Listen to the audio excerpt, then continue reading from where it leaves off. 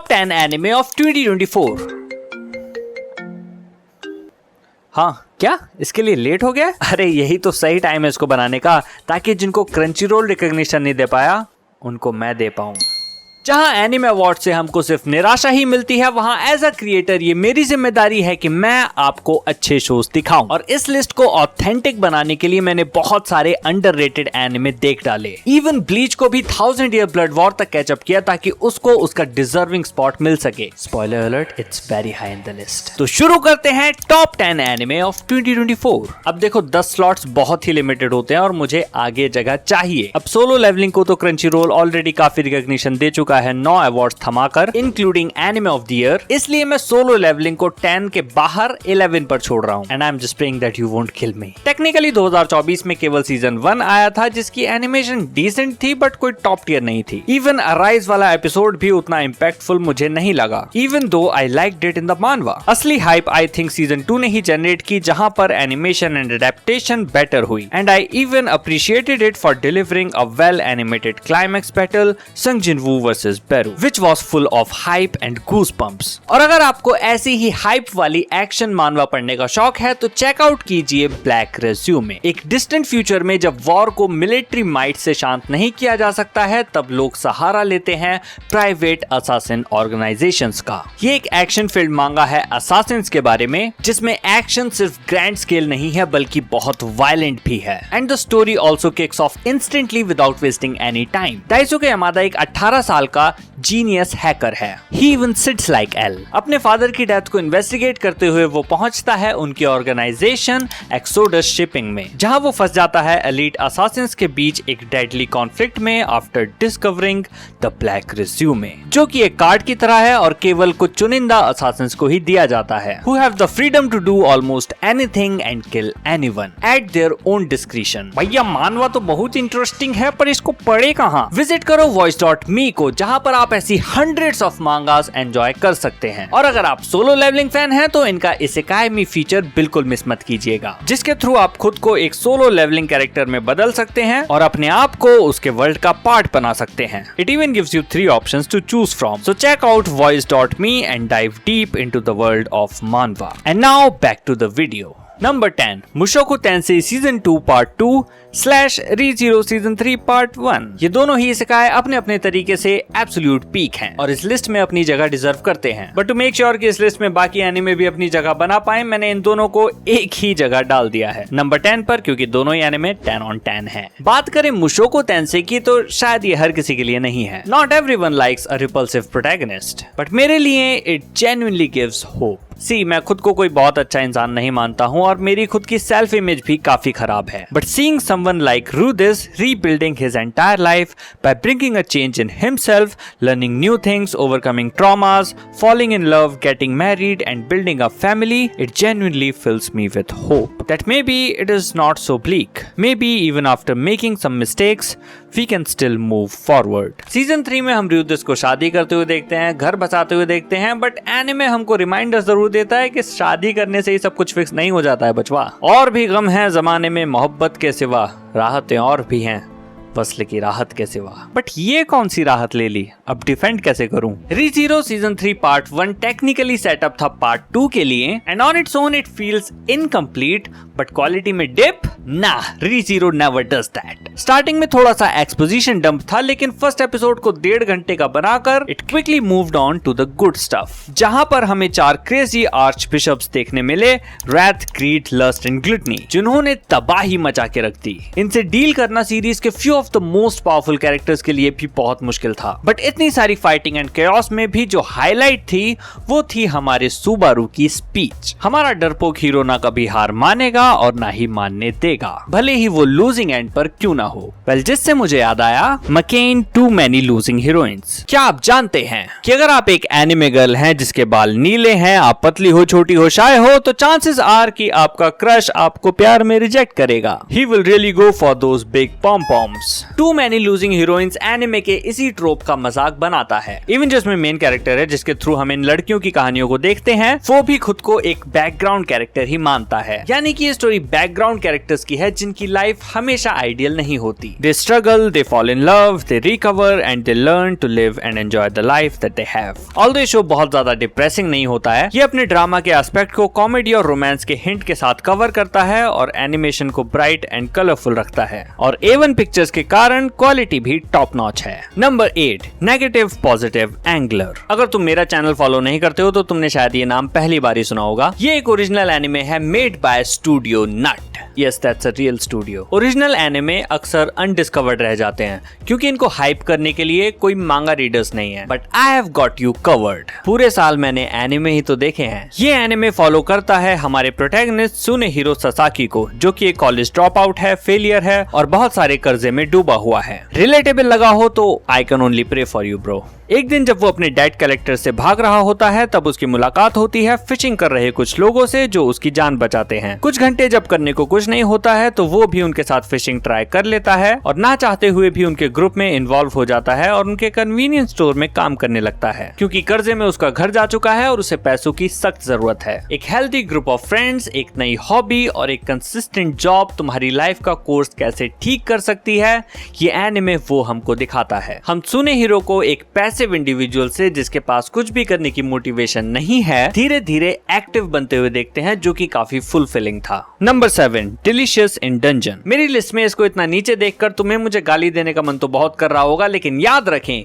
किसी महापुरुष ने कहा है टू ईच देयर ओन, अर्थात जिसकी जैसी सोच। तो देखो, I consider it a good anime, a very good anime, but at the end of the day it is just a Goofy show about cooking dishes and having orgasms while eating them. हालांकि इसमें action भी है, adventure भी है, but primarily इसको मैं एक fun type का शो ही मानता हूँ। स्टूडियो ट्रिगर्ड की consistent fluidity and stunning animation इसका एक स्ट्रॉन्ग पॉइंट है। That coupled with great writing and gags इसको एक बैलेंस्ड मील बनाता है, pun intended, and I really enjoyed watching it. It's just that मैं इसको कोई मास्टरपीस नहीं मानता हूँ, इसलिए यहाँ पर छोड़ रहा हूँ। Number 6, Sumasho if my wife becomes an elementary school student. Yes, जैसा टाइटल में लिखा है, हमारे प्रोटैगनिस्ट कीसुगे की वाइफ तकाए की डेथ हो जाती है और she is incarnated as a girl and meets him 10 years later। जितने PDF जोक सोच सकते हो मैं ऑलरेडी मार चुका हूँ अपनी वीडियो में, तो उसको चेकआउट कर लेना, शायद यहाँ पर आ रही होगी। तो हम उन सब को छोड़कर आगे बात करेंगे। मैंने इसको मजाक मजाक में देखना शुरू किया था, thinking that it might be a light rom com with a few PDF jokes, लेकिन ये एनिमे जेन्युइनली काफी हार्टफेल्ट एंड होलसम था। एनिमेशन काफी स्टैंडर्ड ही है, nothing to boast about, but इसकी रियल स्ट्रेंथ है इसकी स्टोरी में। इतने कंट्रोवर्शियल टॉपिक से डील करने के बावजूद ये उससे कभी नजरें नहीं चुराता, बल्कि उल्टा उसको डीपली एक्सप्लोर करता है। ये एनिमे हमें दिखाता है कि कैसे एक फैमिली मेंबर की डेथ भी पूरी फैमिली को तोड़ सकती है और उस मेंबर के साथ मिला थोड़ा सा भी टाइम उनको कैसे हील कर सकता है और कैसे उस टाइम का एक एक पल इतना कीमती बन जाता है कि तुम सेल्फिशली उसको चुरा कर अपने पास रखना चाहते हो। I don't want to admit it, but I may have sweated from my eyes while watching this show. अगर तुमने कभी किसी अपने को खोया है तो तुमको ये एनिमे बहुत पसंद आएगा। Number 5, dead demons day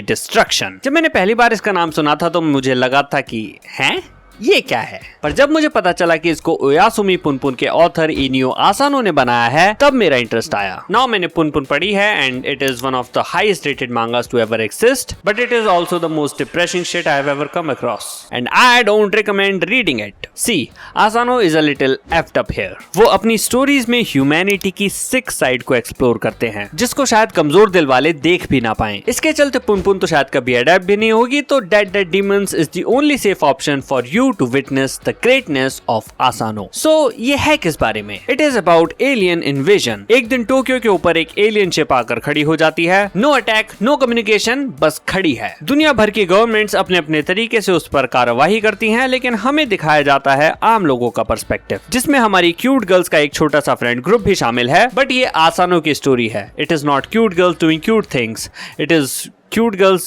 doing weird things. इसमें तुमको देखने मिलेगा प्रोपागेंडा, फेक न्यूज, गवर्नमेंट के लाइज, एलियंस का मर्सीलेस जेनोसाइड एंड ऐसी हजार क्रेजी चीजें। टाइम ट्रेवल और गैजेट्स भी हैं। सो बेसिकली ये बड़ों का डोरेमोन है and it was one hell of a ride, delivering a peak climax with the end of the world. Number 4, blue box. जब मैंने ब्लू बॉक्स देखना शुरू किया था तो हर कोई इसको प्रेज कर रहा था, तो मेरी एक्सपेक्टेशंस भी हाई थी और साथ में मुझे डर भी था कि कहीं ये मेरी एक्सपेक्टेशंस के नीचे दब के मर ना जाए। लेकिन उसके बावजूद इसने अपनी स्ट्रॉन्ग एंड कॉन्फिडेंट राइटिंग से मुझे इम्प्रेस किया। ऑल्दो कुछ लोग इस बात से खुश नहीं है कि इसने बेस्ट रोमांस जीता, जो कि उनके हिसाब से डेंजर्स इन माई हार्ट को मिलना चाहिए था। वेल, वो तो मैंने नहीं देखा है, but I can see why you are complaining. ये एनिमे दो जॉनरास को मिक्स करता है, पहला स्पोर्ट्स और दूसरा रोमांस, और दोनों पर ही इक्वल ध्यान देता है, किसी में भी आउटशाइन नहीं करता, जस्ट कंसिस्टेंसी रखता है। बट आई थिंक जिसको तुम इसका नेगेटिव एस्पेक्ट समझ रहे हो वही इसका पॉजिटिव एस्पेक्ट भी है। ये इस मामले में डिलीशियस इन डंजन जैसा है, not overdoing anything, just keeping the right amount of balance everywhere. और इससे जो डायनामिक्स इसने स्पोर्ट्स और रोमांस के बीच क्रिएट किया वो एक दूसरे को सपोर्ट करता है। आगे टॉप 3 पर जाने से पहले it's honourable mentions time. By the way, इस लिस्ट में फ्री रन और अपोथेकेरी डायरीज नहीं होगा क्योंकि वो टेक्निकली 2023 के एनिमे है। MHA सीजन 7 को मैं अलग से हाईलाइट देना चाहूंगा क्योंकि ये एनिमे अपनी फाइनल आर्क के साथ एकदम पीक्स डिलीवर कर रहा है and not enough people are acknowledging it. Please check it out if you haven't.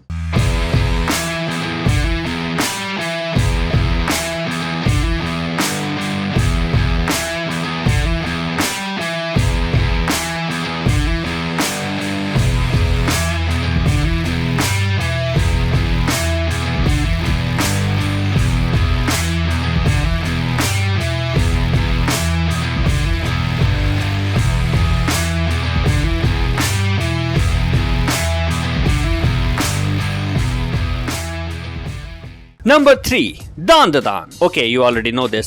आगे बढ़ते हैं।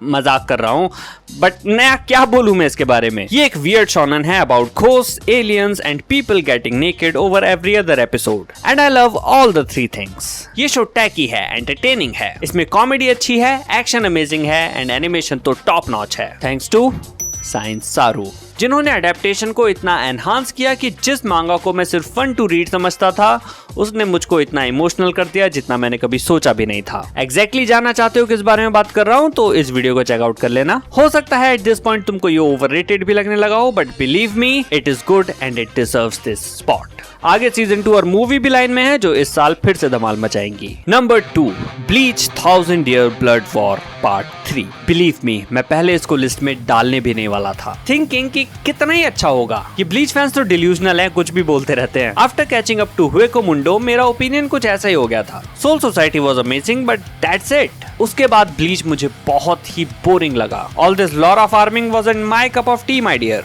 इतनी सारी बड़ी बड़ी बैटल्स हुई, Ichigo versus Ulquiorra, Ichigo versus Aizen, actually everybody versus Aizen. Threat बड़ा था बट बड़ा लग नहीं रहा था क्योंकि लॉरा फार्मर आके एंड में सब कुछ कर ही देगा, and also bleach plays it too safe with its characters, but that was until 1000 Year Blood War। मैं तीनों ही पार्ट्स का एक्सपीरियंस शॉर्ट में बता देता हूँ। पहली बात तो इस आर्क से एनिमेशन बिल्कुल आज के स्टैंडर्ड से हो गई, बल्कि आज के स्टैंडर्ड में भी टॉप नॉच हो गई। The adaptation left no stone unturned in making this absolutely epic। उसके ऊपर से कुबो also got bolder। Since it was the final arc, he wasn't afraid of killing his characters। Hundreds of people, including some major characters, started dying in this arc, जिसकी वजह से stakes real feel हुए। For the first time I was afraid for these characters. Every episode was carefully crafted to tell the story precisely and effectively. Quincy king Yhwach आता है और बिना किसी struggle के उसको जो भी चाहिए होता है छीन कर ले जाता है, and soul reapers purely one sided demolition face करते हैं फॉर द फर्स्ट टाइम। और ये सब देखकर भी हमारा लॉरा फार्मर इचिगो कुछ खास कर नहीं पाता है। ऑल्दो तीनों ही पार्ट्स के एपिसोड्स बहुत ही एपिक चीजों से भरे हैं, फिर भले ही वो पार्ट 1 में यामामोतो का बानकाई हो या फिर पार्ट 3 में शुनसुई का, बट आई स्टिल फील कि थोड़ा थोड़ा करके Kubo is again playing it safe. I just hope कि पार्ट 4 के साथ ब्लीच की स्टोरी क्रेजी होती रहे और जो 1000 Year Blood War आर्क ने ब्लीच की इमेज को मेरे लिए रीराइट किया है वो सेट इन स्टोन हो जाए। This arc truly deserves this spot. And now it's time for number 1। साल 2 साल में कभी कभी एक आध एनिमे मुझे ऐसा देखने मिलता है जिसको मैं सिर्फ top 10 anime of the year में नहीं बल्कि अपने top favourite anime of all time में डालना चाहूँ। पिछले 2 सालों में ये चमत्कार 2 बार हुआ है एंड सरप्राइजिंगली दोनों बार ये किया है मैडहाउस ने। Orb on the movements of the earth. ये एक डीपली ह्यूमन टेल है, a tale of freedom, the freedom to know, to explore and to spread the truth. पर सच के लिए खड़ा होना उतना भी आसान नहीं है। दुनिया जालिम है और अगर आप उसके खिलाफ खड़े होगे तो वो आपकी जिंदगी छीनने से भी हिचकिचाएगी नहीं। It takes courage, insane courage, even foolishness to risk your life for something that will transcend you. Orb इसी करेज की कहानी है। हालांकि ये स्टोरी इटसेल्फ फिक्शनल है, बट ये कहीं ना कहीं असली किस्सों से ही आती है। विज्ञान की दुनिया में ये कहानियां कोई नई नहीं है, जहां पर एक साइंटिफिक रेवोल्यूशन को किसी रिलीजियस या फिर पॉपुलर बिलीफ्स ने कुचला हो। ब्रूनो, जिन्होंने ये आइडिया प्रपोज किया था कि हम यूनिवर्स का सेंटर नहीं है बल्कि पृथ्वी भी बाकी प्लैनेट्स की तरह सूर्य के चक्कर लगाती है, उनको ऐसे ही एग्जीक्यूट किया गया था जैसा कि एनिमे में डिपिक्ट किया गया है। हाँ, बस एनिमे थोड़ी लिबर्टी लेता है इन थीम्स को और डीपली एक्सप्लोर करने के लिए। भले ही असली दुनिया शायद उतनी ऑपरेसिव ना रही हो जितना इस एनिमे में दिखाया है, पर इतने मुश्किल सफर के बाद सत्य और विज्ञान की जीत होते हुए देखना ना सिर्फ सेटिस्फाइंग था बल्कि बहुत इंस्पायरिंग भी था। नेक्स्ट ईयर के अवार्ड्स में भी कोई और एनिमे आएगा और ऑर्ब से उसका डिजर्व्ड अवार्ड छीन कर ले जाएगा, सिर्फ और सिर्फ इसलिए क्योंकि वो एनिमे उस टाइम हाइप में होगा और उसको फॉलो करने वाले ज्यादा होंगे। What an irony, right? But we can not let it end there. I want you guys to see and acknowledge the brilliance of this show and etch it in your memory as something to be remembered. हम अच्छे shows को 20-30 साल बाद भी याद रखते हैं। अब से 10 साल बाद जब हाइप डाई डाउन हो जाएगी तब कोई एनिमे ऑफ द ईयर को पूछता हुआ नहीं आएगा, कोई नहीं आएगा सोलो लेवलिंग को ढूंढते हुए। लेकिन ऑर्ब के लिए हम उसके लिए रास्ता बना सकते हैं इस वीडियो और यहाँ के कमेंट्स के थ्रू, ताकि आज से 10 साल बाद भी इसकी ब्रिलियंस शाइन करे। Take this video as a testament that Orb was one of the greatest shows of 2025 and you guys in the future should definitely check it out. Hey, thank you so much for watching the video till the end. एक छोटी सी request है कि video को please like जरूर कर देना ताकि और लोगों तक ये अच्छे एनिमे पहुंच सकें। I really need that push. And again, voice.me को चेकआउट कर लेना, लिंक डिस्क्रिप्शन में दिया हुआ है। जैसा तुम जानते हो कि YouTube या Instagram से मेरा घर बहुत अच्छा नहीं चल रहा है and sponsors are all I depend on. So अगर तुम लोग विजिट करोगे तो मेरी भी काफी हेल्प होगी। फिलहाल के लिए मैं चलता हूँ, मिलूंगा तुमसे अगली वीडियो में। Ta-ta, bye bye.